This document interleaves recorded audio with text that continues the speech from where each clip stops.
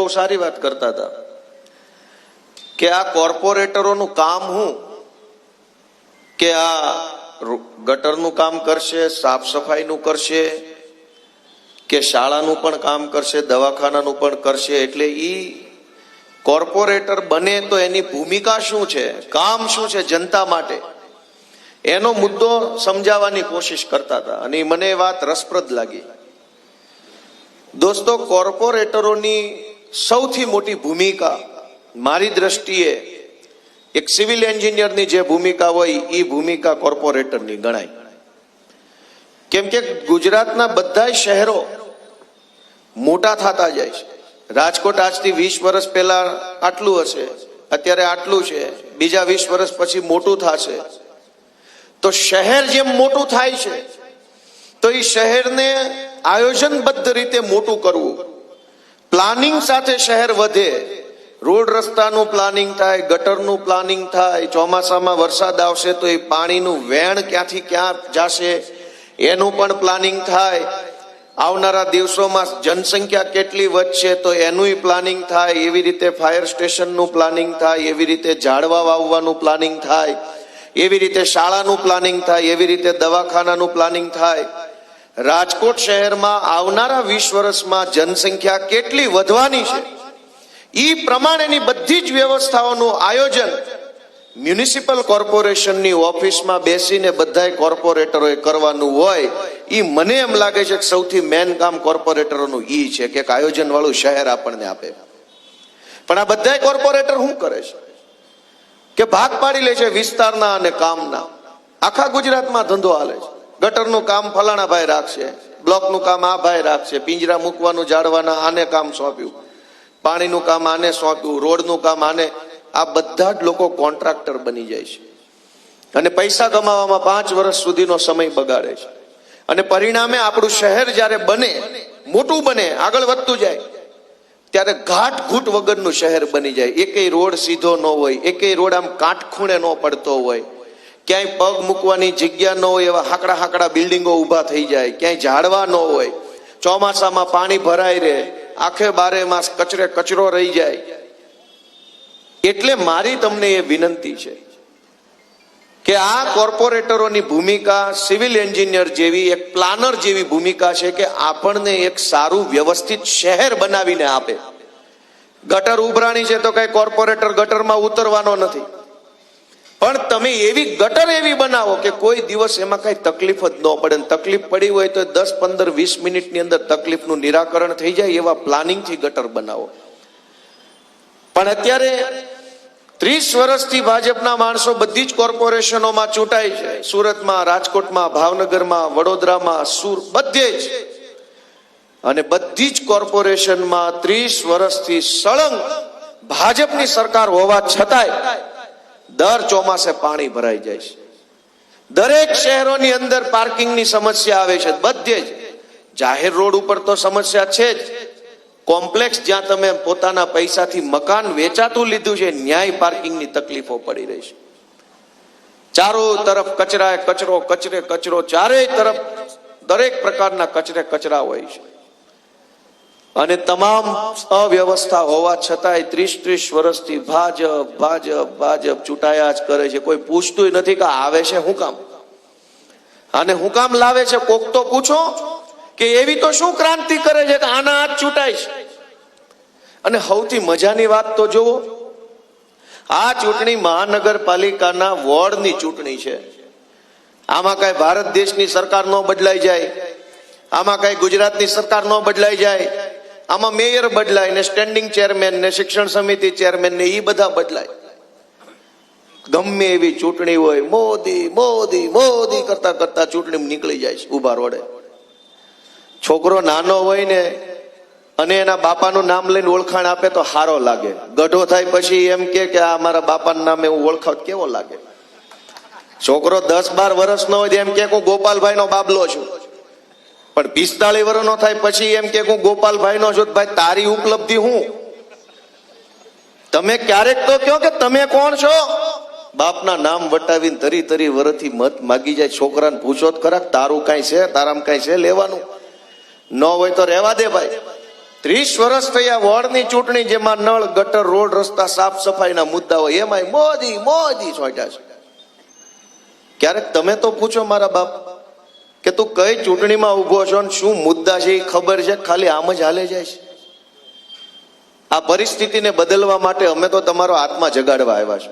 ચૂંટણીમાં લડવા નહીં, મત માંગવા નહીં, ગુજરાતના કરોડો લોકોનો આત્મા જગાડવાનો સંકલ્પ લઈને આજે અમે અહીંયા આવ્યા છે. બાપા, તમારો આત્મા જગાડો ને પરિસ્થિતિ બદલવા માટે આગળ આવો. અમે આ ચૂંટણી હારી જઈએ તો શું થાય? હું પોતે 2022માં કતારગામથી ચૂંટણી હારી ગયો તો મારું શું નુકસાન થઈ ગયું? હું ક્યાં દવા પી ગયો? હું ક્યાં મરી ગયો? મને ક્યાં આપઘાત તવરાન મચાર આવ્યા? પણ જે જીતી ગયા એ લોકોએ લોકોનું કઈ કામ ન કર્યું. આજ હજારો લોકો એક શહેરોની અંદર ખૂબ તકલીફ ભોગવે છે. કરોડો લોકોના સિબિલ સ્કોર ખરાબ થઈ ગયા છે આ ભાજપના રાજમાં. લોનય મળે એમ નથી રહી. હવે તો ડિફોલ્ટર થઈ ગયા છે એટલા બધા. દરેક શહેરોની અંદર માણસની આ પરિસ્થિતિ છે. અને એ પરિસ્થિતિ કોણ બદલશે? એ પરિસ્થિતિ બદલવા માટે પબ્લિકે પોતે, જનતાએ પોતે આગળ આવવું પડશે કે હું મારા વિસ્તારની, મારા કુટુંબની, મારી સોસાયટીની જવાબદારી લઈશ અને આ વખતે હાવડામાં મત અપાવી અને પરિવર્તન લાવવાનો પ્રહરી બનીશ, એવું બધાય સંકલ્પ કરવો જોઈએ. ક્યાં સુધી આ પરિસ્થિતિ ભોગવું છું? તમે વિચાર કરો કે ગાંધીનગરમાં ધારાસભ્યના 252 નવા મકાનો બન્યા. તમે બધા વિડીયો જોયું હશે. મેં વિસાવદર ભેસાણ વાળાને બતાવ્યું એમાં કેવા બંગલા મળ્યા છે. 252 નવા બંગલાઓ, મકાનો બન્યા ગાંધીનગરમાં. ધારાસભ્યની સંખ્યા છે 182. એમાંથી હંમેશા માટે કોઈ પણ પાર્ટીની સરકાર હોય 15 થી 20 મંત્રીઓ હંમેશા કેબિનેટ કે રાજ્ય કક્ષાના મંત્રી બને. કેબિનેટ કે રાજ્યના મંત્રી બને એને અલગથી બંગલા મળે, એને મકાન, ફ્લેટમાં ન રહેવાનું હોય. એટલે 182 ધારાસભ્યોમાંથી ફ્લેટમાં રહેવા વાળા ધારાસભ્યોની સંખ્યા અંદાજિત 160 ગણી શકાય કાયમ માટે. મારી સરકાર આવે તો પણ એમાંથી 20 મંત્રી બને એટલે એ બંગલામાં રહે, બાકીના જે ફ્લેટમાં રહે. 252 નવા ફ્લેટ ગાંધીનગરમાં બનાવ્યા. તો મેં એક ભાજપ વાળાને પૂછ્યું કે નવા એટલા ફ્લેટ, 5 BHK ના મકાનો, તમામ રૂમમાં એસી, તમામ રૂમમાં ટીવી, ગીઝર, એસી, બધું જ આલીશાન વ્યવસ્થા તૈયાર છે. 252 ફ્લેટમાં રહેવા વાળા ખાલી 160 જ છે. બાકીના બધા મકાનમાં એસી, ટીવી, ફ્રીજ બધું લાગી ગયું છે. આનો ઉપયોગ કોણ કરશે? તો ભાજપના એક બહુ મોટા નેતાએ મને એવું કીધું કે આ ભવિષ્યને લગતી તૈયારી છે. કાલ માનો કે વિધાનસભા મોટી થાય, ધારાસભ્યોની સભ્ય સંખ્યા વધે તો તાત્કાલિક વ્યવસ્થા ન કરવી પડે, એટલે અત્યારથી આયોજન સાથે હાલે છે. તો આ મ્યુનિસિપલ કોર્પોરેશનની વોર્ડ ઓફિસોમાં રાજકોટમાં કેટલા છોકરા જન્મ્યા એની નોંધણી થાય જ છે ને, કે 2022માં 5000 છોકરા જન્મ્યા, 28માં 1 લાખ છોકરા જન્મ્યા. એ છોકરા પહેલા ધોરણમાં 5 વર્ષ પછી આવે ત્યારે કેટલી શાળાની જરૂર પડશે, એ શાળા એડવાન્સમાં કેમ નથી બનાવીને રાખતા? જેટલા છોકરા જન્મ્યા એની સરકારને ખબર પડી જાય છે, કેમ કે એની નોંધણી થાય છે, જન્મનો દાખલો આવે છે. તો આ છોકરાઓ માટે શાળા કેટલી જરૂર પડશે, કોલેજ કેટલી જરૂર પડશે, યુનિવર્સિટીઓ કેટલી જોશે, હોસ્ટેલ કેટલી જોશે, એનું ક્યારેય આગોતરું આયોજન નથી કરતા. ધારાસભ્યને બંગલા કેટલા જોશે એ 2 વર્ષ પહેલા બની ગયા. મારી વાત સાંભળો છો કે નહીં? આપણને શું શું જરૂર પડશે એનું કોઈ આયોજન સરકાર પાસે નથી. નેતાઓને શું શું જરૂર પડશે ને એનું 2 વર્ષ પહેલા બંગલા બનીને તૈયાર થયા. આવતા વેત ચાવી જ હોપી દેવાની. આપણું પબ્લિકનું તો કે પબ્લિકનું ક્યાં વિચારવાનું છે? દર ચૂંટણીએ હિન્દુ, મુસલમાન, ભારત, પાકિસ્તાન જોરથી બોલો, ભારત માતા કી, આમના મજા લે છે. આમાં ક્યાં શાળા બનાવવાની છે, ક્યાં દવાખાના બનાવવાના છે, ક્યાં કોઈ સારી વ્યવસ્થા ઉભી કરવાની છે? ભારત, પાકિસ્તાન, હિન્દુસ્તાન, મુસલમાન આવું કરે, કોઈ પણ ચૂંટણીમાં આવું કરે એટલે મત મળી જાય છે. અને પછી 5 વર્ષ સુધી જનતા પોતે હેરાન થાય છે. એક બાજુ વડાપ્રધાન સાહેબ ને ભાજપના નેતાઓ એમ કે છે કે ભારતને વિશ્વગુરુ બનાવવો છે. પણ કેવી રીતે વિશ્વગુરુ બનશે જ્યારે અહીંયા ભણાવવાના ઠેકાણા નથી? જે માણસ ગરીબ છે એના છોકરાને ભણાવવાની વ્યવસ્થા રાજકોટ જેવા શહેરમાં નથી. પ્રાઇવેટ શાળાઓ જથ્થાબંધ ખુલી જાય છે. તરત મંજૂરી મળી જાય. કોમ્પ્લેક્સોમાં શાળાઓ ખુલી છે, રમત ગમતના મેદાન ન હોય, લાઇબ્રેરી ન હોય, કોમ્પ્યુટર લેબ ન હોય, સાયન્સનો લેબ ન હોય, તો ધડાધડ મંજૂરી ગાંધીનગરમાંથી મળી જાય છે અને રાફડાની જેમ શાળાઓ ખુલી જાય છે. કરોડો રૂપિયાની ફી લઈને ડિગ્રીના કાગળિયાઓ પકડાવે છે, પણ એક સારી સરકારી શાળા લોકો 30 વર્ષથી ખોલી નથી શકતા. હું તમને બહુ ગર્વ સાથે રાજકોટના માયાણી ચોકમાંથી કહું કે સુરતમાં હાવણો દબાવ્યો તો 2021માં 27 કોર્પોરેટરો વિરોધ પક્ષમાં બેસાડ્યા, યુવાનો જીતીને આવ્યા, ભણેલા માણસો જીતીને આવ્યા, આમ આદમી પાર્ટી વાળા જીતીને આવ્યા, અને એને એવું કામ કર્યું કે આખા ગુજરાતમાં ઇતિહાસમાં પહેલી વખત સુરત મ્યુનિસિપલ કોર્પોરેશન દ્વારા ધોરણ 11 અને ધોરણ 12 ની સરકારી શાળાઓ ખોલવામાં આવી. એનો શ્રેય આમ આદમી પાર્ટીને ગયો. દોસ્તો, આજે રાજકોટમાં, અમદાવાદમાં, ગાંધીનગરમાં, ભાવનગરમાં, જામનગરમાં, વડોદરામાં મહાનગરપાલિકા છે, પણ મહાનગરપાલિકા સંચાલિત ધોરણ 11-12 ની શાળા માત્ર ને માત્ર સુરતમાં છે, અને સુરતમાં પણ આમ આદમી પાર્ટી જીત્યા પછી ચાલુ થઈ છે, એ પહેલા ત્યાંય નહોતી. દોસ્તો, તમે મને કહો કે આ સારું કહેવાય કે ન કહેવાય? પણ કેવી રીતે સારું થાય જ્યારે લોકો પોતે જ પોતાનું સારું કરવા ન માંગતા હોય? તો પોતાનું સારું કરવાની જવાબદારી જનતાની પોતાની છે. અમે આવ્યા તમારી પાસે કે ભાઈ અમે ભણેલા છીએ, યુવાન છીએ, કંઈક કરવાની ધગશ છે અમારામાં, તમે અમને તક આપો. પણ તમે અમને તક જ નહીં આપો તો અમારી શક્તિનો ઉપયોગ સમાજ માટે કેવી રીતે કરી શકીએ? અને જે 30 વર્ષથી સરકારમાં બેઠા છે, ચાહે કોર્પોરેશનની હોય કે વિધાનસભાની હોય કે લોકસભાની, કોઈનું કાંઈ હાલતું જ નથી, કોઈની પાસે કોઈ આયોજન જ નથી. અત્યારે ભાજપના જે કાંઈ લોકો ચૂંટણીમાં ઉભા છે તેમ પૂછજો 5 વર્ષમાં શહેરમાં શું કરવા માંગો છો, તો તરત કહેશે વિકાસ. કોઈ એમ નહીં કહે કે હું લાઇબ્રેરી બનાવવા માંગુ છું, કોઈ એમ નહીં કે હું આઈટી પાર્ક બનાવવા માંગુ છું, કોઈ એમ નહીં કે હું સ્પોર્ટ કોમ્પ્લેક્સ બનાવવા માંગુ છું. વિકાસ વિકાસ વિકાસ લાગટ. એક પણ ભાજપના માણસને ખબર નથી કે તમે કરવા શું માંગો છો રાજકોટમાં. અમને પૂછો, અમને ખબર છે કે અનેક છોકરાઓ રાજકોટમાં અત્યારે આઈટી ની અંદર આગળ વધી રહ્યા છે, સોફ્ટવેર એન્જિનિયરો છે, આઈટી એન્જિનિયરો છે, અને આઈટી સેક્ટર મોટું બનતું જાય છે. આર્ટિફિશિયલ ઇન્ટેલિજન્સ આવ્યું એટલે એની અંદર અલગ અલગ બધી કોમ્પ્યુટર લેંગ્વેજ આવી, કોડિંગ સિસ્ટમ આવી, અને એના કારણે નવા અનેક સોફ્ટવેરો બનતા જાય છે, અને આપણા રાજકોટના જુવાનિયાઓ બનાવે છે. પણ આજે જુવાનિયાઓને પ્રોત્સાહન આપવા માટે કોઈની પાસે કોઈ વિઝન છોડો, કોઈને ખબર હોવી જોઈએ કે આવું આવે આમાં. અમારું એ સપનું છે કે આપણા ભણેલા ગણેલા યુવાનો જે છે, યુનિવર્સિટીઓમાં ભણેલા, એન્જિનિયરિંગ કરેલા, એના માટે જો એક આઈટી પાર્ક બનાવીએ, અનેક અલગ પ્રકારની આવડત ધરાવતા અનેક જુવાનિયાઓ કોમ્પ્લેક્સમાં બેસે અને એવા સોફ્ટવેરો બનાવે, એવી વેબસાઇટો બનાવે, એવી ટેકનોલોજી બનાવે કે આખા ગુજરાત ને આખા દેશની અંદર એની નામ ના થાય એવું આપણા રાજકોટના છોકરા કરી શકે એમ છે. પણ કોણ એને કોમ્પ્લેક્સ બનાવીને આપશે? ભાજપની ટોળકી મોદી મોદી મોદી. કોઈને ખબર નથી કે ભાઈ સમાજમાં જરૂર શું છે. અનેક લોકો આ રાજકોટમાં, સુરતમાં, અમદાવાદમાં, વડોદરામાં નાના અને હાંકડા મકાનમાં રહે છે. ગરીબ પરિવાર છે, મધ્યમ વર્ગ છે, એટલે એની પાસે મોટું મકાન નથી, ગાળા ટાઈપનું મકાન હોય, 1 BHK ફ્લેટ હોય, 2 BHK નો હાંકડો ફ્લેટ હોય, ઘરમાં સભ્યો જાજા હોય, અને એના પરિવારના દીકરા દીકરીઓએ ભણવું હોય, લખવું વાંચવું હોય તો ઘરમાં બહુ પૂરતી જગ્યા ન મળે. મારી પોતાની એ કહાની છે કે આપણે વાંચવું હોય તો આપણા ઘરમાં એટલી જગ્યા જ ન હોય કે શાંતિથી ધ્યાન લગાવીને વાંચી શકીએ. કેમ કે ઘર હાંકડું હોય, માણસ જાજા હોય, કંઈક ને કંઈક રસોડામાં થવા જ આવે, રૂમમાં થવા જ આવે, મોબાઈલની રીંગો વાગ્યા કરે, બારીમાંથી ટે હોર્નના અવાજ આવ્યા કરે, સોસાયટીમાં કંઈક પ્રસંગ હોય એના માઇક વાગ્યા કરે. તમે બધા મને કહો આ વાત સાચી છે ખોટી? ના, એક ભાઈએ સાચી કીધી, તમે બીજા 2 સાચી કીધી, આ ત્રીજા 3 જણા, તમે 4, 5, 6, 7 એ વાહેથી તમે કોરે અમથે તું મને દેખાડવા પાડો છો.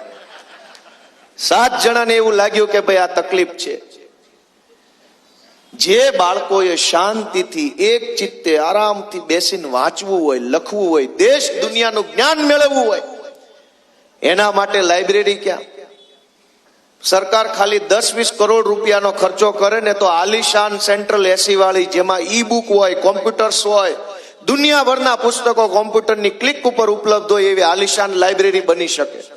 એમાં JEE ની, NEET ની, યુપીએસસી, જીપીએસસી, ડિફેન્સની કોઈ પણ પરીક્ષાની તૈયારી કરતો બાળક આલિશાન લાઇબ્રેરીમાં બેસીને શાંતિથી વાંચીને પોતાનું ભવિષ્ય બનાવી શકે અને સમાજને ઉપયોગી બની શકે. પણ એવી લાઇબ્રેરી કોણ બનાવે? ભાજપમાં તો બધી કરતા જાવ, મત મળતા જાય છે.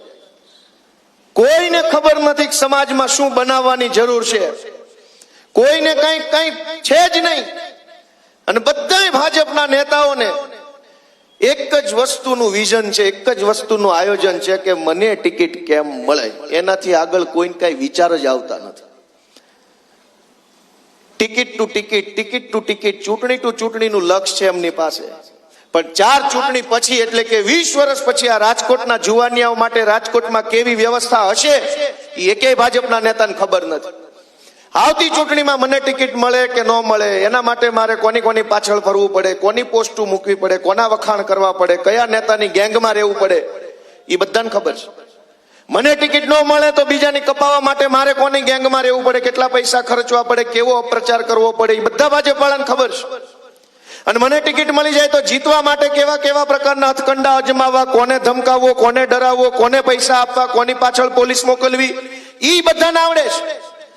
પણ 15 વર્ષ પછી રાજકોટના જુવાનિયા માટે રાજકોટમાં કેવી સુવિધાઓ હશે, કેવી વ્યવસ્થા હશે, કેવી સિસ્ટમ હશે, કેવું આ શહેર હશે, કેવા રસ્તા હશે, કેવું બધું વ્યવસ્થા હશે, કોઈને કાંઈ ખબર નથી. તમે ભાઈ સાહેબ વિચારો, અમારું ન વિચારો, આમ આદમી પાર્ટીનું ન વિચારો, તમે તમારું તો વિચારો કે આ શહેરને કેવી રીતે આપણે આગળ વધારવું છે. આખી જિંદગીની કમાણી કરીને એક મકાન લીધું હોય 50 લાખનું ગમે ત્યાં ફ્લેટમાં, અને ચોમાસે ખબર પડે કે હેઠે પાણી ભરાય છે, એનો જવાબદાર કોણ? કેમ કે મકાન ઉનાળામાં વેચ્યું હોય, અનેક સોસાયટીમાં ચોમાસામાં પાણી ભરાઈ જાય છે, તો કોઈ આયોજન નહીં હોય આમની પાસે. કાયદાની અંદર સ્પષ્ટ લખેલું છે, અંગ્રેજીમાં એક શબ્દ છે ટોપોગ્રાફી. ટોપોગ્રાફી એટલે કે જમીનમાં ઢાળ કેટલો છે, ક્યાંથી પાણીનો પ્રવાહ ક્યાં ચાલે છે, એનો અભ્યાસ કરવાની એક આખી સિસ્ટમ છે. કે કોઈ શહેર બને તો એ શહેર જ્યારે ધીમે ધીમે પહોળું થતું હોય, નવા બાંધકામો બનતા હોય શહેરના આઉટર સાઈડમાં, ત્યારે એનો પહેલા અભ્યાસ કરવાનો કે કઈ જમીન ઊંચી છે, કઈ જમીન કેટલી નીચી છે, કયો ઢાળ કઈ બાજુ છે, પાણીનો પ્રવાહ કઈ બાજુ છે. તો બાંધકામ પણ એ રીતે થવા દેવાનું. સરકાર ઉપર ઊભી રહે કે જે રીતે નિયમ છે એ નિયમ પ્રમાણે બાંધકામ થાય તો દરેક વખતે પાણી વયું જાય. પણ આ તો નેતાઓ, અધિકારીઓ પૈસા ખાઈ જાય, જેમ ફાવે એમ કોમ્પ્લેક્સો બની જાય. ઈ કોમ્પ્લેક્સમાં તમારી પરસેવાની કમાણીના મકાન તમે લઈ લો. નેતા ઈ પૈસાથી અમદાવાદ રહેવા વયો જાય, અધિકારી નિવૃત્ત થઈને રાજકોટથી છોડીને અમદાવાદ વયો જાય, અને તમને મકાન બે થઈને પધરાવીને વયા જાય. મરો. આ પરિસ્થિતિ સાચી કીધી ખોટી? આવડું મોટું રાજકોટ પહેલા નાનું હતું, મોટું થયું તો કેમ પ્લાનિંગ થી ન થયું? હું તમને એટલી વિનંતી કરવા આવ્યો છું કે અમને એક તક આપો. અમે આ રાજકોટ શહેરને આવનારા 20 વર્ષના વિઝન સાથે ડેવલપ કરવા માંગીએ છીએ. અને માત્ર ખાલી રોડ રસ્તા ગટરના ઢાંકણા નહીં, આખા રાજકોટનો આયોજનબદ્ધ રીતે વિકાસ થાય, નાનામાં નાની સુવિધાનો ધ્યાન રાખવામાં આવે, નાનામાં નાના માણસની સુવિધાનું ધ્યાન રાખવામાં આવે, એવા નિર્ણયો લઈ અને આ રાજકોટ કોર્પોરેશનને ગુજરાતની નંબર 1 કોર્પોરેશન બને એના પ્રયત્નો કરવા માંગીએ. દોસ્તો, તમારા આશીર્વાદની જરૂર છે એમાં. અને 30 વર્ષ જે લોકો રહ્યા કોર્પોરેટરો, દરેક માણસ પોતાનું કામ હું ગણાવે છે. કોઈની પાસે કોઈ હિસાબ કિતાબ નથી. અને આ તો મેં કોર્પોરેશનની વાત કરી. એ સિવાયના મુદ્દા ઉપર બોલવા બેસીએ તો વાત ઘણી લાંબી થાય એમ છે, પણ બહુ ટૂંકી વાત મારે એટલી કરવી છે કે અત્યારે રાજનીતિમાં સૌથી મોટી સમસ્યા એ છે. આ તો મેં તમને સમસ્યા કીધી કે ભાઈ રોડ ને ગટર ને હાકડા રસ્તા ને ટ્રાફિક ને પાર્કિંગ ને કચરો ને પાણી ભરાઈ ગયું, હો હૈસો ને હોબાળો ને હાય હાય ને બાય બાય, ની તો કઈ ગયું. સૌથી મોટી સમસ્યા ઈ છે કે આ ભાજપે આપણા બધાના ટેકાથી, આપણા બધાનો સપોર્ટ લઈને ગુજરાતની રાજનીતિમાંથી તમામ સારા માણસોને, સજ્જન માણસોને હડસેલીને ઘરે બેહાડી દીધા. બધા સારા માણસોને આઉટ કરી નાખ્યા છે. આજ રાજનીતિમાં કોણ વધ્યું છે? ગુંડા તત્વો, લફંગાઓ, તોડબાજો, ધાક ધમકી કરનારાઓ, કટકી કરનારાઓ, લોકોને ડરાવનારાઓ, આવા બધા જ લોકો જે હતા એ ગામડે ગામડે, શહેરે શહેરે, વોડે વોડે નેતાઓ બનીને ફરે છે. મારી વાત સાચી છે કે ખોટી? એક પણ સારો માણસ કે જેની પાસે જવાનું મન થાય, જે નેતાને મળવાનું મન થાય, જેની પાસે જઈને હૈયું ખોલવાનું મન થાય, જેની પાસે જઈને હાથ મિલાવવાનું મન થાય, જેની વાત સાંભળવાનું મન થાય, જેની બાજુમાં બેસીને ફોટો પડાવવાનું મન થાય, જે માણસના આપણા સોસાયટીના ગેટે બેસીને વખાણ કરવાનું મન થાય, એવો એકેય નેતા ભાજપ પાર્ટી આખા ગુજરાતમાં વધવા દીધો નથી. ક્યાંય એવો માણસ નથી. ધાક ધમકી કરનારા, ગુંડા ટાઈપના, લોકોને ડરાવનારા. આ સંજયસિંહે કીધું એમ, અમારા મંડપ વાળાને દબાવ્યો કે આપની સભામાં મંડપ લઈને ન જાતો. હવે એને મંડપ લગાવ્યો હોત તો અમે એને જે કઈ 5-10 હજારનું બિલ થાતી આપી દેત ને એ રૂપિયા કમાતી. એ ક્યાં આપમાં જોડાવાનો છે? કાલ ભાજપની સભા આ ચોકમાં થાય તો એ પાછો મંડપ લગાવે, 10,000 એમાંથી કમાય. પરમ દિવસે કોંગ્રેસની સભા થાય, વળી મંડપ લગાવે, વળી 10,000 કમાય. આમાં હું ખોટું થઈ જતું તો એને મંડપ અહીં લગાવી દીધો હોત તો. પણ કેવા માણસો રાજનીતિમાં છે એ તમે જુઓ કે મંડપ અહીં લગાવે તો એ એનો ધંધો કરે છે, વેપાર કરે છે, કઈ અમારી ભેગો જોડાઈ નથી ગયો, છતાંય મંડપ વાળાને દબાવે. આવા ગુંડા ટાઈપના માણસો રાજનીતિમાં હોય તો તમે કેવી આશાએ બેઠા છો કે ગુંડાઓ તમારો વિકાસ કરી દેશે? કેવી રીતે ગુંડા વિકાસ કરશે? અને આ વખતે ગુજરાતની રાજનીતિમાં ન બની હોય એવી ઘટના બની કે હજારોની સંખ્યામાં ફોર્મ પાછા ખેંચાવી લેવા માટે ભાજપે જે ધમપછાડા કર્યા, અપહરણ કર્યા, ખોટી એફઆઈઆરો કરી, પોલીસથી ડરાવ્યા, ગુંડા મોકલ્યા, સમાજના દબાણ ઉભા કર્યા અને અનેક ઉમેદવારોને ફોર્મ પાછું ખેંચાવડાવી લેવામાં આવ્યું. 14 તારીખના દિવ્ય ભાસ્કર છાપામાં આવ્યું છે. ખેડાની અંદર એક ભાઈએ તાલુકા પંચાયતમાં અપક્ષ ફોર્મ ભર્યું. ઈ ભાઈએ છાપામાં છપાયેલું છે કે ઈ ભાઈને 10 વર્ષ જૂની પ્રેમિકાને એલસીબી ગોતી આવી, પ્રેમિકા પાસેથી અરજી લખાવી કે મારી યારે આ ભાઈએ 10 વર્ષ પહેલા આમ કર્યું. ઈ અરજી પોલીસે લીધી અને એ અરજી લઈને પોલીસ વાળા તાલુકા પંચાયતના અપક્ષ ઉમેદવાર પાસે ગયા. તારા વિરુદ્ધમાં અરજી આવી છે, ફોર્મ પાછું ખેંચી લે, નકર બળાત્કારનો ગુનો નોંધીને જેલમાં પૂરી દઉં. તમે વિચાર કરો કે કેટલું વ્યાજબી છે. વાપીની અંદર એક ભાઈએ તાલુકા પંચાયતમાં અપક્ષ ફોર્મ ભર્યું. ગાંધીનગરમાં બેઠેલા ભાજપના નેતાઓએ મામલતદાર ઉપર પ્રેશર કર્યું કે કોઈ પણ સંજોગોમાં તું અપક્ષ ઉમેદવારનું ફોર્મ રદ કરી નાખ, નકર તારી બદલી કરી નાખશું, તને ડિસમિસ કરશું. મામલતદાર ઈમાનદાર માણસ હતા. એણે નક્કી કર્યું કે હું ખોટું કામ નહીં કરું, જીવનમાં ખોટી જગ્યાએ મારી પેન નહીં હાલે. મામલતદારે રેલવે સ્ટેશને જઈ ટ્રેન નીચે જઈને આત્મહત્યા કરી લીધી. માણસ મરી ગયો અને પણ ફોર્મ રદ ન કર્યું એને. પણ તમે સમજો કે તાલુકા પંચાયતની એક ચૂંટણીમાં અપક્ષ માણસ કદાચ ઉભો રહી જાય અને કદાચ જીતી જાય તો આ ભાજપની સરકાર ક્યાં ભાંગીને નીચે પડી જવાની હતી. મામલતદારનો ભોગ લઈ લીધો. શું કામ? કે કોઈ પણ સંજોગોમાં બિનહરીફ ચૂંટણી જીતવી છે ભાજપ વાળાએ. 10 વર્ષ જૂની પ્રેમિકાને ગોતી આવ્યા, બહેનોને હાથો બનાવ્યા. કોઈનો સંબંધ હોય કે ન હોય એ એમનો અંગત પ્રશ્ન છે, પણ ચૂંટણીમાં અપક્ષ ઉભો રહ્યો તો 10 વર્ષ પહેલાની બેનને ગોતી આવ્યા, એને દબાણ કરીને અરજી લખાવી. ઈ અરજી લઈને પોલીસ ઉમેદવાર પાસે ગઈ, ઉમેદવાર પછી ફોર્મ પાછું ખેંચવા. કેટલું વ્યાજબી છે તમે વિચારો. અને આવા ધંધા કરીને જે લોકો ચૂંટણી જીતે એ તમારું ને તમારા છોકરાનું વિચારે કે એનું પોતાનું આગળ કરવાનું વિચારે? તમે જરાક તો વિચાર કરો ગુજરાતના લોકો કે આ ગાંધી સરદારનું ગુજરાત છે. આ ગુજરાતમાં આવા ધંધા કરીને ભાજપે તાલુકા પંચાયતની ચૂંટણીઓ જીતવી પડે તો આપણામાં બિહારમાં ફરક શું રહ્યો? રાજકોટમાં બિહારમાં, ગુજરાતમાં બિહારમાં શું ફરક રહ્યો? તમે વિકાસ ભાજપ વાળાએ કર્યો હોય તો તમારે એમ કેવું જોઈએ કે એક નહીં 500 જણા અપક્ષમાં ફોર્મ ભરી જાઓ, અમે જીતીને બતાવશું. એક અપક્ષ ફોર્મ ભરે તે આખી સરકાર એની પાછળ પડે છે. ફોર્મ પાછું ખેંચી લે, ફોર્મ પાછું ખેંચી લે. અનેક ઉમેદવારોને લોભ લાલચ આપવામાં આવી. 25-25 લાખ 50-50 લાખની ઓફર.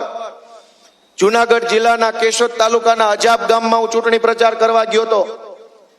ત્યાં આમ આદમી પાર્ટીના જિલ્લા પંચાયતના ઉમેદવારને કિડનેપ કરીને ભાજપ વાળાએ બેસાડ્યા કે આલે આ કોરો ચેક ને ભાવે આંકડા લખી નાખ ને ફોર્મ પાછું ખેંચી લે. એને ન ખેંચ્યું એની ઈમાનદારી અને ખાનદાની છે. પણ મારે એટલો પ્રશ્ન પૂછવો છે કે આખા ગુજરાતમાં ગરીબ માણસને જ્યારે હાથમાં કઈ કમાણીનું સાધન ન હોય અને પૈસાની જરૂર પડે ત્યારે કેમ ભાજપ વાળા નથી જતા કે આલે કોરો ચેક ને જોઈએ એટલા લખીને લઈ આવીને વાપરે? કોઈ માણસ બીમાર પડે, દવાખાનાના પૈસા ન હોય ત્યારે કેમ ભાજપ વાળા કોરો ચેક નથી દેવા જતા? વચ્ચે હીરાના ધંધામાં મંદી આવી હતી, અનેક રત્ન કલાકારો બેકાર બન્યા. તે દિવસે એના ઘરે જઈને કોરો ચેક આપી આવતો ને કે ભાઈ તારું કારખાનું બંધ થઈ ગયું છે, હાલે કોરો ચેક લખીને જા વાપર, બૈરા છોકરા ફરો ને મજા કરો. લોકોને જરૂર પડે ત્યારે કોરા ચેક નથી. ચૂંટણીઓ જીતવી હોય તો કોરા ચેક લઈ જાઓ. કોના બાપની દિવાળી 10 રોડ નકલી બનાવીને કમાઈ લેશું. મિત્રો, આ પરિસ્થિતિ નહીં બદલો ને તો આપણી હાલત બહુ ખરાબ થવાની છે. આમાં આમ આદમી પાર્ટીનું તો હુંય થઈ જવાનું છે. તમે અમને પસંદ કરો કે ન કરો, તમે અમને મત આપવા માટેની ઈચ્છા રાખો કે ન રાખો, અમે તો શું કરવાના? અમે નાના માણસો છીએ, સામાન્ય માણસો છીએ. અમે તમને બહુ બહુ તો હાથ જોડીને કહીએ કે ભાઈ સાહેબ બાપા અમને દ્યો મત. પણ કદાચ અમને તમે ન દ્યો તો એમાં અમારું કાંઈ નુકસાન નથી. અમે બીજા 5 વર્ષ સંઘર્ષ કરશું, મહેનત કરશું, લડાઈ લડશું, અવાજ ઉઠાવશું. પણ એ 5 વર્ષ આપણા યુવાનોના, આપણા શહેરના, આપણા નાગરિકોના બગડશે એ પાછા કોણ અપાવશે? 30 વર્ષ સુધી આ લોકોએ અહીં સરકાર ચલાવી. કોઈ ભાજપ વાળો ખાલી 10 કામ તો ગણાવી દે ઉભા ઉભા કે આ 10 વસ્તુ છે એ ભાજપના રાજમાં બની. કે બહુ મોટી લાઇબ્રેરી બની ગઈ, બહુ મોટી કોલેજ બની ગઈ, બહુ મોટું સ્ટેડિયમ બની ગયું જે પહેલા નહોતું ને હવે બન્યું, બહુ મોટું આઈટી પાર્ક બની ગયું, બહુ મોટું સ્પોર્ટ્સ કોમ્પ્લેક્સ બની ગયું. કશું જ કાંઈ થતું નથી. નેતા અને નેતાના છોકરા સુખી થયા અને નેતાને મત આપનારા છે એ દુખી થયા. આ પરિસ્થિતિ બદલવા માટે હું તમારી પાસે આશા રાખીને આવ્યો છું કે આ વખતે તમે અમને નિરાશ નહીં કરો. સુરતની અંદર ગયા 5 વર્ષ આમ આદમી પાર્ટી રહી તો 5 વર્ષમાં એક પણ વખત વેરો નથી વધવા દીધો. એટલી ફાઇટ લડાઈ અમે આમ આદમી પાર્ટી સુરતમાં લડી. જે હગા હોય ને પૂછી લેજો, 5 વર્ષમાં કાણી કોડી નથી વધવા દીધી. એક પણ વખત વેરો ને એક પાવલી નો વધવા દીધી. આમ આદમી પાર્ટી જનતા માટે લડાઈ લડી. FIR થઈ કોર્પોરેટરો પર, જેલમાં ગયા, માર ખાધો, પણ ભાજપ સામે ઝૂક્યા નહીં. એનો પરિણામ, એનો ફાયદો સુરતની જનતાને મળ્યો. આ વખતે રાજકોટમાં પણ એ થઈ શકે એમ છે. દર વખતે વેરા વધીને આવે, લાવો પૈસા, લાવો પૈસા, એક જ મુદ્દાનો કાર્યક્રમ, વેરો લાવો, વેરો લાવો. અને કરોડો રૂપિયાનો વેરો ચૂકવ્યા પછી સુવિધાના નામે મીંડું. તો ક્યાં સુધી આ પરિસ્થિતિ ચાલશે? મિત્રો, બધી જ વસ્તુ કહેવા જેવા ઘણા બધા મુદ્દાઓ છે, પણ મારે છેલ્લી 2-4 વાત ઉપર ધ્યાન દોરવું છે. મને એમ લાગે છે કે બિન રાજકીય વાત કરવી છે. ચૂંટણી તો આવતી રહેશે, જાતી રહેશે, નેતા આવશે, એનું આયુષ્ય પૂરું થાય તો મરી જશે, પાછા નવા આવશે મારી જેવા, ઈ મરી જાય, આ બધું હાલતું રહે. આનો કોઈ અંત નથી. પણ એક વસ્તુ બહુ ગુજરાતમાં ખરાબ થઈ રહી છે, મને ખટકે છે અને મને એવું આશા રાખું છું કે તમને ખટકતી હશે કે હજારો યુવાનો દારૂના દૂષણની સામે લડાઈ લડી રહ્યા છે. હજારો પરિવારો દારૂના દૂષણ સામે લડાઈ લડી રહ્યા છે. અનેક પરિવારો બરબાદ થઈ ચૂક્યા છે. નાની ઉંમરમાં બહેનો વિધવા બની છે, છોકરાઓ અવળા રવાડે ચડ્યા છે. દારૂના દૂષણ સામે આખો સમાજ હજુ તો લડાઈ લડે છે, સંઘર્ષ કરે છે કે આમાંથી કેમ બહાર નીકળવું. ત્યાં ડ્રગ્સ આવ્યું. ગલીએ ગલીએ, શેરીએ શેરીએ, યુનિવર્સિટીના નાકે, કોલેજની બહાર, પાનના ગલ્લે, સ્કૂલની આજુબાજુમાં, કોમર્શિયલ કોમ્પ્લેક્સના ભોંયરામાં બેફામ ડ્રગ્સ મળે છે અને અનેક યુવાનો એ ડ્રગ્સની લતે ચડ્યા છે. હું આ સાચું બોલું છું, ખોટું કયો જઈ? આનો જવાબદાર કોણ? રાજકારણ ગયું તેલ લેવા, પણ કોઈ સામાન્ય પરિવારનો દીકરો ડ્રગ્સના રવાડે ચડી જાય અને ઈ છોકરાનું પોતાનું ને આખા પરિવારનું ભવિષ્ય બરબાદ થઈ જાય, એનો જવાબદાર કોણ? આમ આદમી પાર્ટી, કેજરીવાલ, ભાજપ? કોણ એનો જવાબદાર? એના જવાબદાર પહેલા તો આપણે બધા પોતે. આપણે બટન જ્યારે કમળનું દબાઈ આવે ને એટલે એ કમળમાં આવેલા લોકો ડ્રગ્સ ને દારૂની દુકાન ખોલીને બેઠા છે. આપણે જવાબદાર છે. બેફામ ડ્રગ્સ આખા ગુજરાતમાં વેચાય છે અને કોઈ રોકટોક કરવા વાળું નથી. વિધાનસભામાં અમે અવાજ ઉઠાવીએ તો ગૃહમંત્રી અમારી સામે જેમ ફાવે એવી ભાષામાં વાર્તાલાપ કર્યા કરે છે. તમે કોરોના ટાઈમે એ જોયું હતું કે સરકાર ન ઈચ્છે તો તમે માસ્ક પહેર્યા વગર પણ ઘરની બહાર ન નીકળી શકો. સરકાર ધારે તો વગર માસ્કે તમને તમારા દરવાજો ન ઓળંગવા દે. અને ડ્રગ્સ આટલી બધી મોટી સંખ્યામાં આવે છે તો શું સરકારની ઈચ્છા વિરુદ્ધમાં આવતું હશે? સરકારને રસ નહીં હોય કે આ વેચાય, છોકરા નશામાં જાય અને એમના નશાની હાલતમાં આખી જિંદગી કાઢી નાખે? દોસ્તો, અમે તો નશાની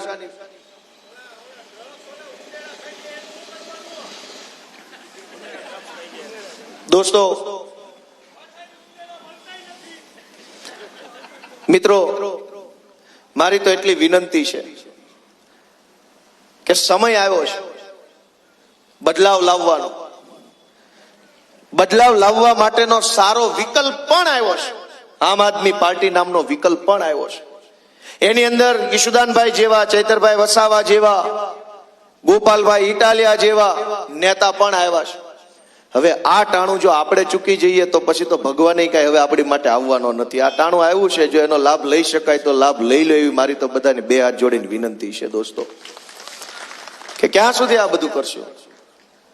અને રાજકોટમાં તો પાછી માથાભારે તત્વોનો એવડો મોટો ત્રાસ છે.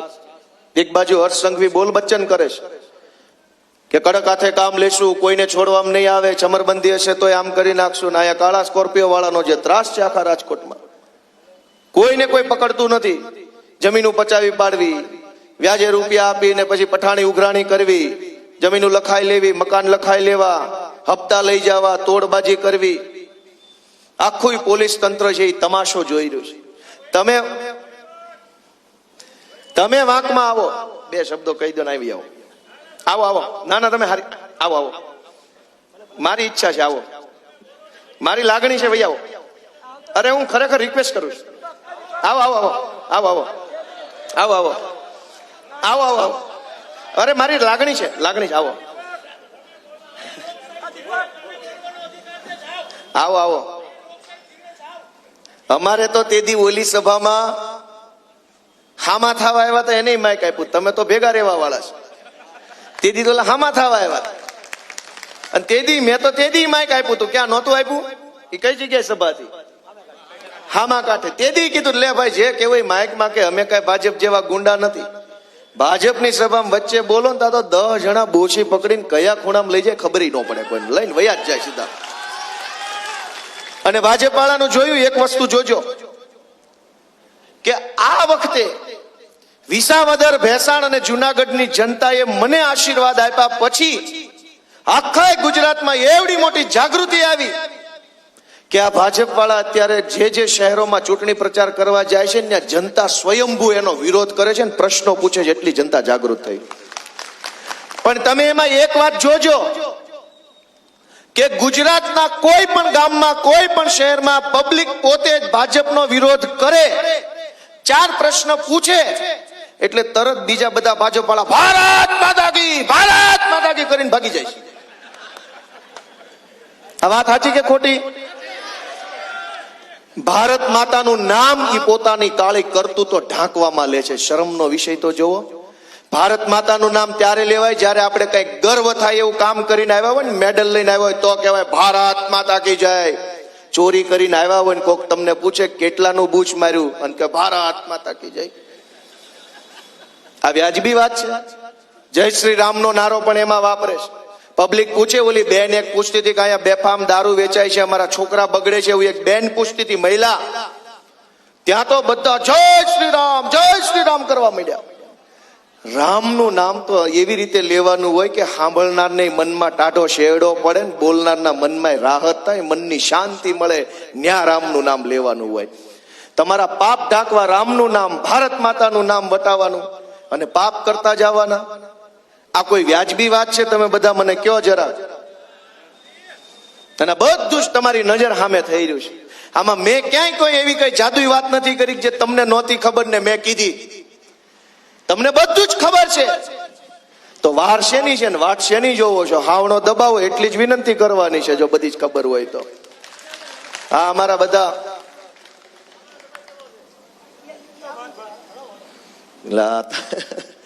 એટલે મારે હવે મારી વાત ટૂંકાવવી છે, પણ એટલી આશા જરૂર રાખું છું કે આ વખતે કોઈ વાત વિવાદમાં આવતા નહીં. માય સાહેબ બાપા, અમે બહુ મહેનત કરીએ છીએ. એટલી બધી એફઆઈઆર થાય, ગાળો ખાવી, ધોકા ખાવી, હેરાન થાવી, અને છતાંય આ લડાઈ છોડતા નથી. કોના માટે? કોના માટે આ બધું સંઘર્ષ કરવાનો? અમારા ઉમેદવારોને પોલીસે જેલમાં કેટલાય પૂર્યા, ફોર્મ પાછા ખેંચાવવા માટે પરિવાર ઉપર દબાણ થયા. મારા ઘરે પોલીસ વાળા ગયા, અને મેં જયારે કીધું કે મારા ઘરે ગયા છે તો મારી સામે નકલી ઓડિયો લઈને આવ્યા. દોસ્તો, આ રાજનીતિને બદલવાની જરૂર છે એવું હું તો સ્પષ્ટ રીતે માનું છું.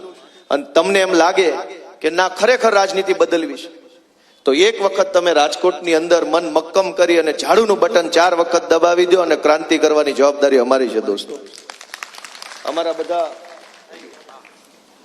અમારા ઉમેદવાર ઉભા રાખ્યા છે.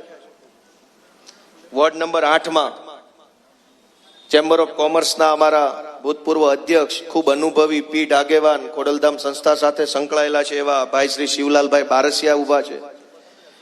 અને એવા જ બ્રહ્મ સમાજના અગ્રણી ભાઈ શ્રી દિનેશભાઈ જોશી, અમારા આમ આદમી પાર્ટીના શહેર પ્રમુખ, પણ આપણે વોર્ડ નંબર 8માંથી ઉભા છે. એવા શારદાબેન ભલાણી, એ પણ એમની પેનલમાં છે, અને મોસમીબેન કલ્યાણી. આ ચારેય ઉમેદવારો વોર્ડ નંબર 8માંથી ઉભા છે. એમને તમારા આશીર્વાદ મળે. વોર્ડ નંબર 8માં જે કાંઈ હગા હોય એમને તમે ભલામણ કરો, એવી મારી લાગણી છે.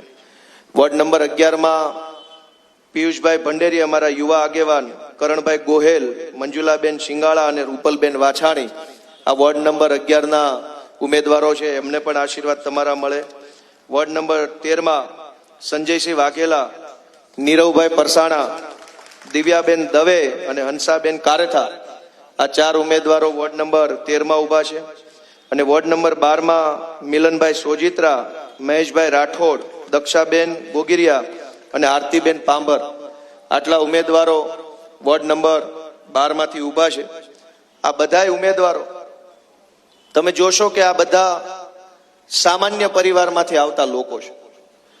કોઈ બહુ મોટા નેતાના ઘરના જન્મા હોય, બહુ મોટા રૂપિયાવાળા હોય, બહુ માથાભારે માણસો હોય, બહુ મોટી લાગવગ વાળા, ઓળખાણ વાળા હોય, એવા એકેય નથી. અત્યંત સામાન્ય પરિવારના, મારી જેમ સામાન્ય ઘરમાં જન્મેલા, સામાન્ય રીતે ઉછેર થયેલા, સામાન્ય પરિસ્થિતિમાંથી સંઘર્ષ કરીને પોતાની ઓળખ બનાવી હોય એવા આ બધા વ્યક્તિઓ છે.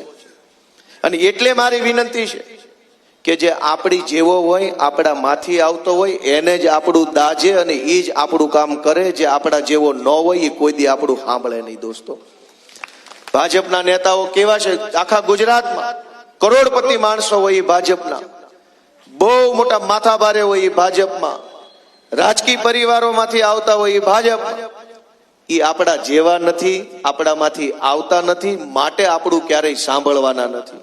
તમારી વાત ગાંધીનગર સુધી પહોંચે, તમારી વાત કોર્પોરેશનની, મેયરની કે કમિશનરની ચેમ્બર સુધી પહોંચે, એવી જો આશા રાખતા હોય તો જે તમારી જેવા છે, તમારા છોકરા છે, તમારા માંથી આવે છે, એવા આ બધા અમારા ઉમેદવારોને હાવણા ઉપર મત આપો, એ 2 હાથ જોડીને રાજકોટના લોકોને મારી વિનંતી છે. ભારત માતા કી જય જવાન. ખૂબ ખૂબ આભાર ગોપાલભાઈ. ગોપાલભાઈને આગળ પણ રાજકોટ વોર્ડ નંબર 4 અને 5 નંબરમાં સભામાં જવાનું હોવાથી તે આપણી વચ્ચે